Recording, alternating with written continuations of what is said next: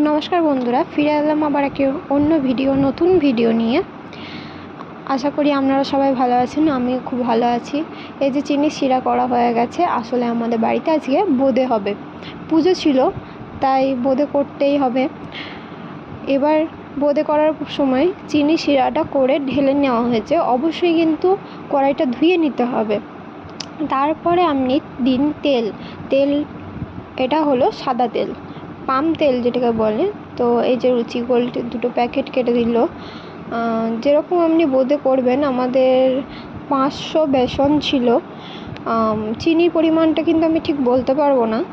আর তেল দেখলেন 2 প্যাকেট কাটা হয়েছিল।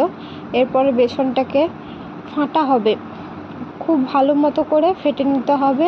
কিচ্ছু দিতে হবে না, শুধু বেসন আর জল দিয়ে ভালো করে ফেটে নিতে হবে। ঠান্ডা জল দিয়ে ভালো করে ফেটে নিতে হবে। এই যে দাদুভাই কিন্তু ভালো করে ফেটে নিচ্ছে। এরপর যা যা লাগবে হাতের কাছে গুছিয়ে দিয়েছে, আমরাই গুছিয়ে দিয়েছি, হাতে হাতে এগিয়ে দিয়েছি। এবার দাদুভাই তেলটা তো গরম হয়ে গেছে। ওই যে ছাঁকনি, এই ছাঁকনিটা দিয়েই কিন্তু বোঁদে করা হয়। তো এই যে এই ছাঁকনিটা দিয়ে দেখুন কিভাবে প্রসেসে করে। এই যে হাতে করে দেখতেই পাচ্ছেন বেসনটা কিন্তু মানে মাখাচ্ছে, এরপর দেবে কড়াইয়ে।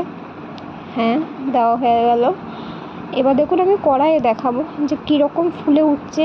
কোনো রকম সোডা দেওয়া হয়নি, কিচ্ছু দেওয়া হয়নি, শুধুমাত্র বেসন। এটা বেসন ফেটে এইভাবে দিলেই কিন্তু ঝরঝর করে নিচে দিয়ে পড়ে এভাবে বোঁদেগুলো তৈরি হয়েছে। এই যে দেখতে পাচ্ছেন। আর সঙ্গে সঙ্গে তুলে ছেঁকে নিয়ে কিন্তু চিনির শিরাতে দিয়ে দিতে হবে। তারপর চিনির শিরাতে কিছুক্ষণ রাখার পরে তখন তুলে নিয়ে এই যে বড় শুকনো যে পাত্রটা রয়েছে এর মধ্যে তুলে নিতে হবে। এভাবেই বাড়িতে বানানো হয় বোঁদে।